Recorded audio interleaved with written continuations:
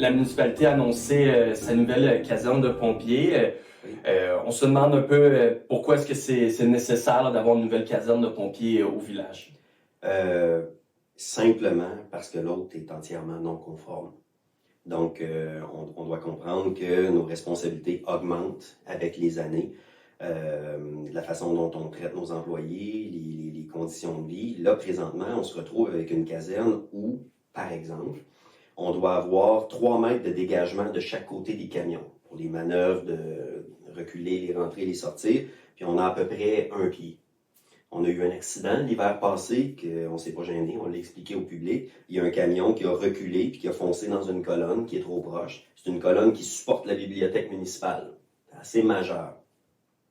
Ajouté à ça, la municipalité grandit, la valeur augmente, on a plus de responsabilités, on a maintenant des pompiers qui sont là à temps plein.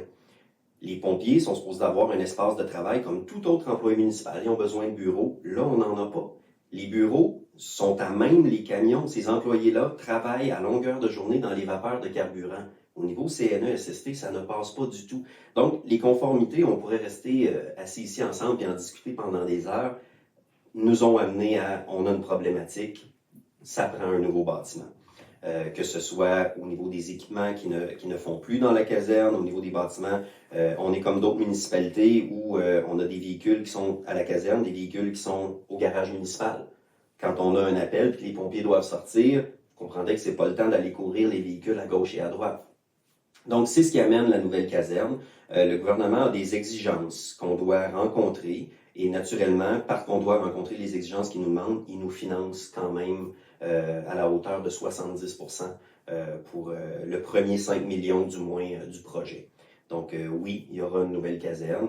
C'était inscrit dans la réflexion municipale qui a commencé à la dernière élection. Vous vous souviendrez que la municipalité avait acheté une banque d'heures avec la Fédération québécoise des municipalités pour qu'ils viennent nous aider.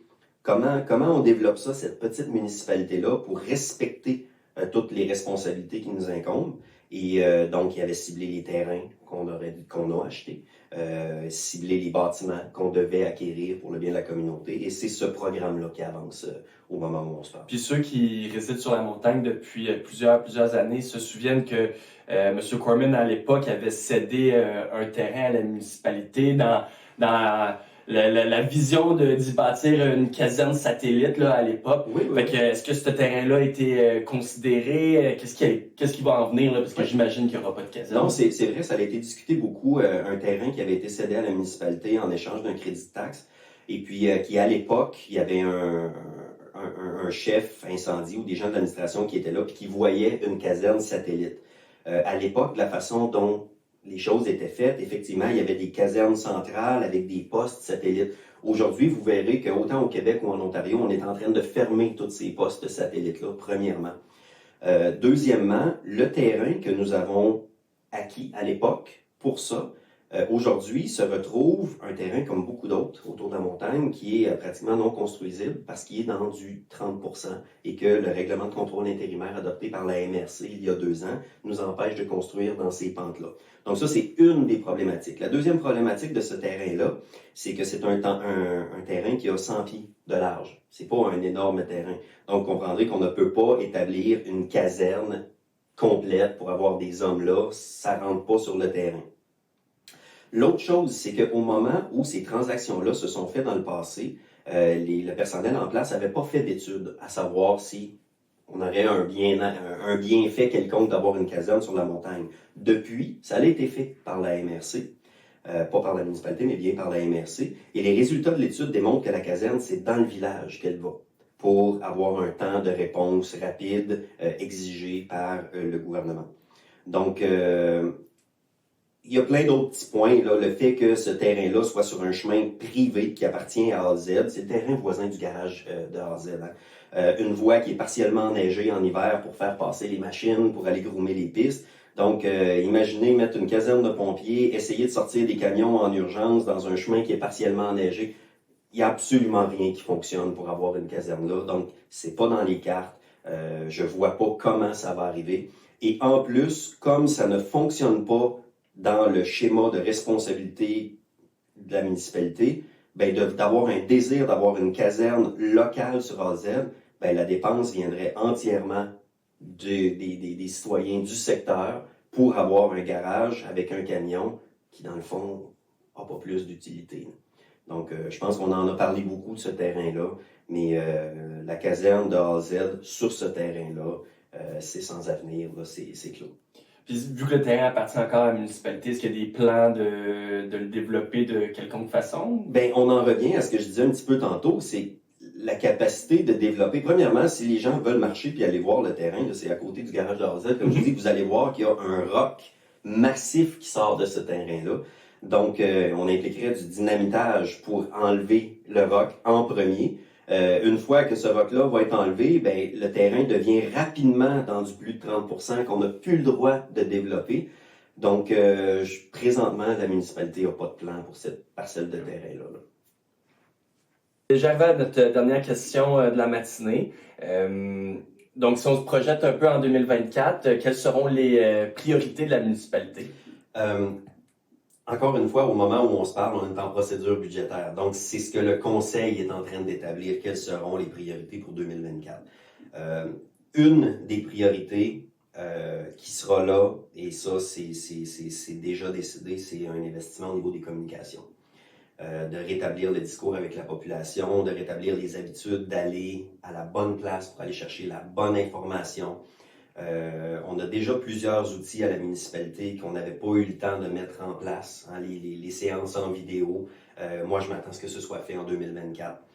On a aussi des investissements qui ont été faits dans le passé, par exemple, pour envoyer de l'information par cellulaire. Donc, cet équipement-là est acquis.